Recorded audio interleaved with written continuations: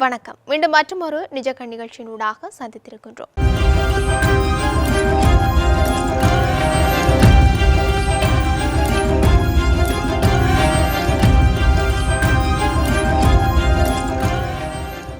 வெலிகம பிரதேச சபை தலைவர் லசந்த விக்ரமசேகர எனப்படும் மிதிகம லசாவின் கொலை துபாயை தளமாக கொண்ட குற்றவாளிகளால் திட்டமிடப்பட்டதை காவல்துறை விசாரணைகளில் தற்போது உறுதிப்படுத்தப்பட்டிருக்கின்றது. அதன்படி பிரபல போதைப்பொருள் கடத்தல்காரர் ஹரகாட்டாவின் நெருங்கிய நண்பரான மிதிகம சூட்டே இந்த கொலை சதியில் முக்கிய நபராக காணப்பட்டுள்ளதாகவும் தகவல்கள் வெளியாகியிருக்கின்றது.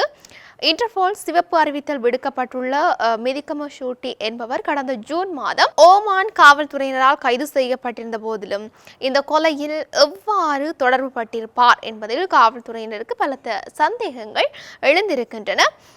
ஓமான் காவலில் இருந்தபோது இந்த கொலை சதி திட்டத்திற்கு அவர் பயன்படுத்திய பல தொலைபேசி எண்கள் பற்றிய தகவல்களும் விசாரணை அதிகாரிகளுக்கு கிடைத்துள்ள நிலையில இன்டர்போல் மூலம் குறித்த தொலைபேசி எண்களை ஓமானுக்கு அனுப்பி மேலதிக தகவல்களை பெற்றுக்கொள்ளவும் நடவடிக்கைகள் மேற்கொள்ளப்பட்டும் இருக்கின்றன. வெலிகம பிரதேச சபை தலைவரை கொலை செய்ய துபாயில் உள்ள ரஜித மற்றும் துபாய் லொக்கா என அழைக்கப்படும் 2 நபர்கள் துப்பாக்கிதாரியை வழிநடத்தியுள்ளதாக விசாரணைகளில் அம்பலமாகியும் இருக்கின்றது.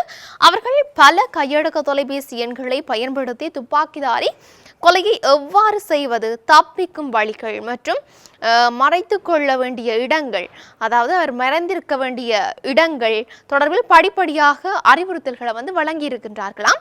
கொலை இடம்பெற்ற தினத்தன்று காலையில் துபாயிலிருந்து பெறப்பட்ட அறிவுறுத்தலின்படி துப்பாக்கிதாரி வெலிகமவில் உள்ள பாலம் ஒன்றின் அருகே சென்று அடையாளம் தெரியாத நபர் ஒருவரிடமிருந்து கொலைக்கு பயன்படுத்தப்பட்ட துப்பாக்கியை பெற்றுக் கொண்டிருக்கின்றார். 10 நிமிடங்களுக்குள் அவர் பிரதேச சபைக்கு சென்று லசந்த விக்ரமசேகர மீது துப்பாக்கிச் சூட்டை மேற்கொண்டுவிட்டு துப்பாக்கியை பெற்றுக்கொண்ட இடத்திலேயே மீள ஒப்படைத்தும் இருக்கின்றார். இவ்விடயம் கொலை பல நாட்களுக்கு முன்னர் திட்டமிடப்பட்டு மேற்கொள்ளப்பட்டுள்ளதை வெளிப்படுத்தியும் இருக்கின்றது. இந்த கொலைக்கு உடந்தையாக இருந்த ரஜிதா மற்றும் துபாய் லொக்கா ஆகியோர் நாட்டை விட்டு வெளியேறி வெளிநாடுகளில் குற்றங்களை செய்யும் முக்கிய பாதாள உலக தலைவர்களின் பட்டியலில் இன்னும் பதிவு செய்யப்படாத நபர்கள் என்பது புலனாய்வு துறைகளின் அவதானத்தை மேலும் அதிகரித்து இருக்கின்றதும் இங்கு குறிப்பிடத்தக்க ஒரு விடயமாகவே இருக்கின்றது. இது இப்படி இருக்கு. கனிமுல்ல சஞ்சீவ கொலை வழக்கின் குற்றவாளியான இசாரா செவந்திக்கு உதவி புரிந்தமை தொடர்பான விசாரணையை முன்னெடுக்கும் வகையில் கொழும்பு குற்றத்தடுப்பு பிரிவின் 2 விசேட குழுக்கள் வடக்கு மாகாணத்தில் செயற்பட்டு வருவதாக தகவல்கள் வெளியாகி இருக்கின்றன.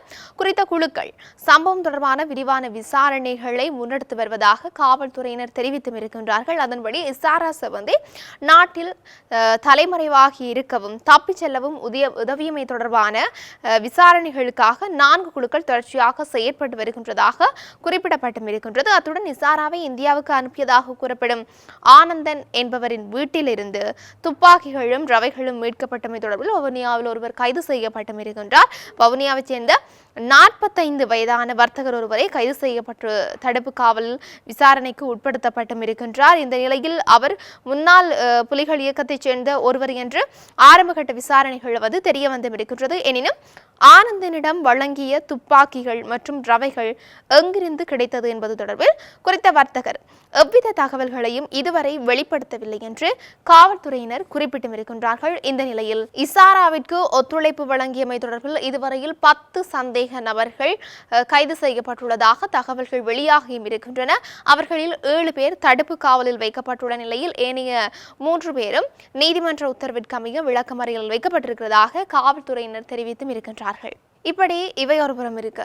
நாட்டில் இருக்கும் இனங்களுக்கு இடையிலான பிரச்சனை பற்றி ஒரு வார்த்தை கூட தெரியாத இன்றைய அரசு தீர்வை தரும் என நம்புவது சாத்தியமற்ற ஒன்று என்று சுட்டிக்காட்டிய இலங்கை திருச்சபையின் யாழ் குறுமுதல்வர் செல்வன் செம்மணி படுகொலையின் நீதிக்காக மக்களாகிய நாமே முழுமையாக முயற்சிக்க வேண்டும் என்று சொல்லி வலியுறுத்தி இருக்கின்றார். செம்மணி படுகொலைக்கு நீதி வேண்டி இன்றைய தினம் 28ஆம் திகதி மெதடிஸ்த திருச்சபையினரால் செம்மணி அணையா தீபமுற்றத்தில் அடையாள போராட்டம் ஒன்று முன்னெடுக்கப்பட்டும் இருந்தது. இதன்போது ஊடகங்களுக்கு இவ்வாறு கருத்து தெரிவித்த அவர் கூறியிருக்கிறதாவது, செம்மணி என்பது இனப்படுகொலை நடத்த நடத்தப்பட்டதன் அடையாளம் மட்டுமல்ல, அது ஒரு சாட்சியமாகும். இந்த சாட்சியமே இன்று இலங்கையில் இனப்படுகொலை நடைபெற்றது என்பதையும் அதற்கான நீதி வேண்டும் என்பதையும் சர்வதேசத்துக்கு எடுத்துச் சொல்கின்றது. எனவே அதற்கான வலுப்படுத்தலை நாம் ஒவ்வொருவரும் கவனத்தில் கொள்ள வேண்டும் என்று சொல்லியும் தெரிவிக்கப்பட்டிருந்தது. உரையாட்சி வணக்கம். நான் செல்வன், இலங்கை திருவை யாழ்குரு முதல்வர். உன்னுடைய சகோதரன் அங்கே, உன்னுடைய சகோதரனுடைய இரத்தம் என்னை நோக்கி கூக்குரல் இருக்கிறது. இது பைபிளிலே கடவுள் அநியாயத்தை செய்தவர்களை நோக்கி ஏற்படுத்திய ஒரு கேள்வி. அதே கேள்விதான் இன்றும் எங்கள் மத்தியிலே வருகிறது. இந்த செம்மணி புதைகுழிக்குள்ளே புதைக்கப்பட்டவர்கள், கொல்லப்பட்டவர்கள், இன அழிப்புக்கு உள்ளாக்கப்பட்டவர்கள் ஒவ்வொருவருடைய குரலும் எங்களிடம் வருகிறது. நீங்கள் என்ன செய்து கொண்டிருக்கிறீர்கள்? அவர்களுடைய இரத்தம் கேள்வி கேட்கிறது. ஆகவே நாங்கள் எல்லாரும் அந்த அநீதிக்கு எதிராக போராடுவது எங்களுடைய கடமை, சமூக கடமை மட்டுமல்ல, சமய கடமை. ஆகவே நாங்கள் இங்கே எல்லாரும் சேர்ந்து வந்திருக்கிறோம். இன அழிப்பு நடைபெற்றது என்பதற்கு இது ஒரு சான்று.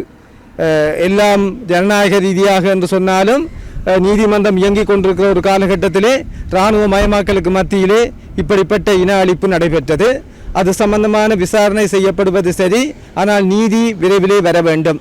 இதனுடைய அடுத்த பக்கம் உரிய விசாரணைகள் வெளிநாட்டிலிருந்து உரியவர்களும் வந்து சேர்ந்து செய்கின்ற பொழுதுதான் வரும் என்ற கருத்தை திரும்பவும் வலியுறுத்த வேண்டியிருக்கிறது. இப்பொழுது இருக்கிற அரசாங்கம் உள்ளக பொறிமுறை மூலம் எல்லாம் பார்க்கலாம் என்று சொன்னாலும் அதிலே நம்பிக்கை இல்லை என்பதை நாங்கள் தெளிவாக சொல்ல வேண்டியிருக்கிறது. அதிலே நம்பிக்கை இல்லை. ஆகவே நீதி கிடைக்கின்ற பொழுதுதான் மாற்றம் வரும். இனப்பிரச்சனையை பற்றி ஒரு வார்த்தை கூட கதைக்க தெரியாத இன்றைய அரசாங்கத்தை நம்புவது சரிவராது. ஆனபடியால் இந்த வேளையிலே நாங்கள் எல்லாரும் கூடி வந்திருக்கிற நாங்கள் சமயத்தை கடந்து, இனம், மொழி அனைத்தையும் கடந்து பாதிக்கப்பட்ட கொல்லப்பட்டவர்களுக்காக குரல் எழுப்புவது முக்கியம். இன்று ஒரு நாள் இப்படி நாங்கள் செய்கிறோம். இதே போல இதை தொடர்ந்தும் நாங்கள் செய்ய வேண்டும். பல்வேறுபட்ட அணிகளும் வந்து சேர்ந்து ஒற்றுமையாக நீதிக்காக குரல் எழுப்ப வேண்டும். அதோடு நாங்கள் இருக்கிறோம், தொடர்ந்தும் இருப்போம். நன்றி. வணக்கம்.